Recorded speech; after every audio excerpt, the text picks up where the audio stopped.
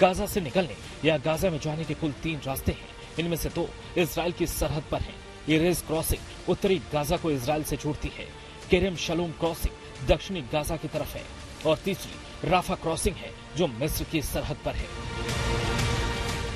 लेकिन जितनी राहत सामग्री और मेडिकल के जुड़े सामान राफा क्रॉसिंग से भेजे जा रहे हैं वो गाजा के लोगों के लिए थोड़ी राहत की बात है। हालांकि इजराइल की नजर इस बात पर भी है कि राहत सामग्री के नाम पर हमास को मदद न मिले।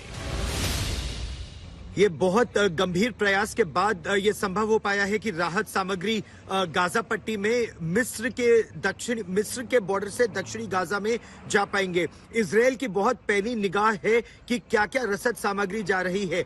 वो खाना, पानी और दवाइयों पर तो मंजूरी दे दी इजराइल ने, लेकिन ईंधन की सप्लाई पर बहुत नाराजगी और प्रॉब्लम है इजराइल को, क्योंकि इजराइल को यह अंदेशा है कि जो राहत सामग्री आम जनता के लिए जाएगी या फिर अस्पतालों के लिए जाएगी, वही हमास के आतंकवादी उसको चुरा लेंगे और युद्ध के लिए इस्तेमाल करेंगे, खासतौर पर ईंधन का इस्तेमाल। इसीलिए वो चाहते हैं केवल खाना, पानी और दवाइयां जाएं, और वो भी सीमित मात्रा में।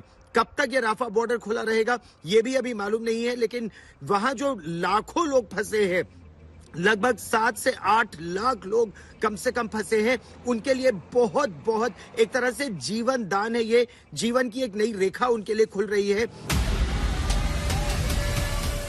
बहरहाल एक और राहत सामग्री पहुंचने से गाजा में लोगों को राहत मिली है, लेकिन आसमान से बरस रही आफत उनकी मुश्किलें बढ़ा रही है। इजराइल से गौरव सावंत और राजेश पवार के साथ अशरफ वानी, लेबनान इजराइल बॉर्डर, आज तक।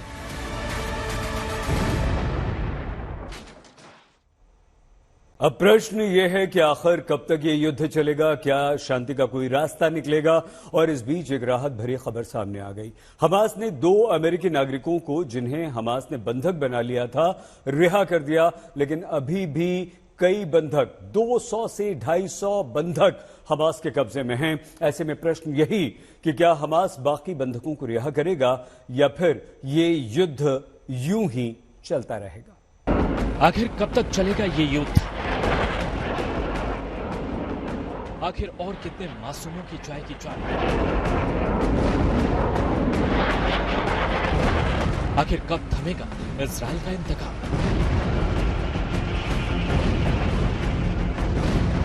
कैसे इजराइल कर पाएगा हमास का खात्मा?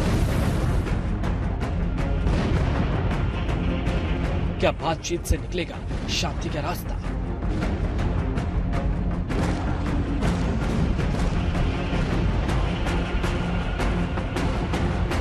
इजराइल हमास युद्ध ने दुनिया को 2 गुटों में बांट दिया है।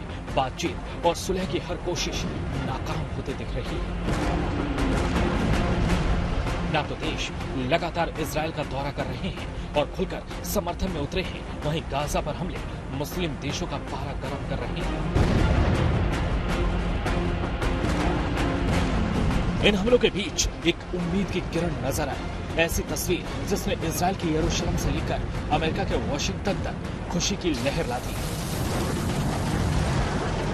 अमेरिका की लगातार कोशिशों के बाद हमास ने अमेरिका की इन मां बेटी जुडीथ और नतालिया को अपनी कैद से आजाद कर दिया। जंग शुरू होने के बाद यह पहला मौका है जब किसी बंधक को छोड़ा गया है।